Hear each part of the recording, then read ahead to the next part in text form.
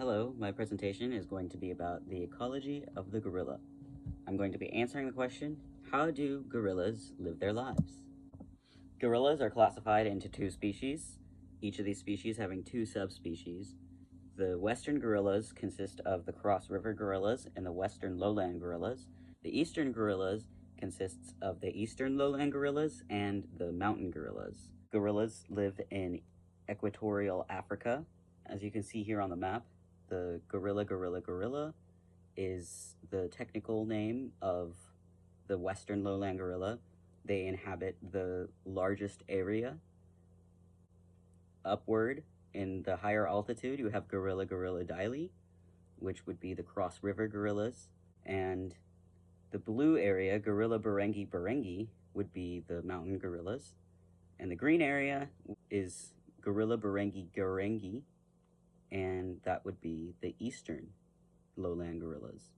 Eastern and western lowland gorillas inhabit the largest areas, and the other two, the upland gorillas, are smaller populations.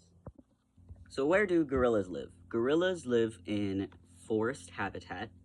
The different subspecies will inhabit different types of forests, such as the western lowland gorillas inhabit dense forests of Central African Republic, Equatorial Guinea, Gabon, and the Republic of Congo.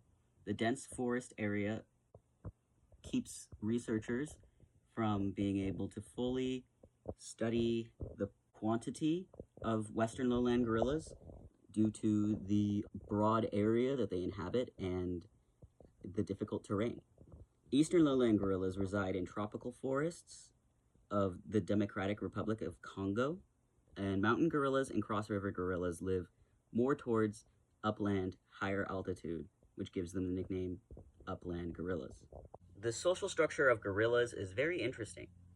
Gorillas will typically live in a group dynamic of 4 to 10. However, they can be bigger if there are multiple males within the group. There will be more females. The group typically consists of one male, multiple females, and their offspring.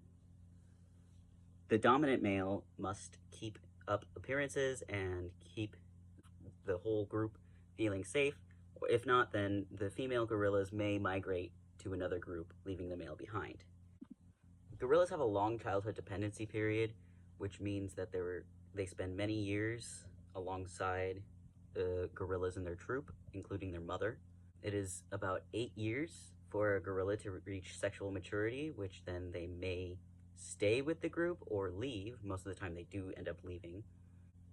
The first 2 years, the baby gorilla spends nursing, and after that, that is about when their mother is ready to have another child. And the gorilla gestational period is about 8.5 months, close to humans. Young gorillas look towards their group and their mother in order to learn how to play, how to swing from trees, how to bang their chests. All of these different social interactions, they spend all of these years gathering the information from the gorillas in their troop. How do gorillas get so beefy? What is a gorilla's diet? Well, gorillas actually mainly eat plants. They mostly eat leaves, shoots, and stems. That consists of 70% of their diet. However, gorillas, if available, they will also eat roots, flowers, and fruits. They really enjoy fruits and will eat them whenever they're in season. Western gorillas have also been seen to eat insects like ants or mollusks like snails. Adult gorillas need to consume more than 40 pounds of vegetation in order to maintain their body weight. I'm going to finish off this presentation by talking about gorilla conservation. Gorilla numbers are dwindling within the wild due to disease, human habitat interference, and poaching.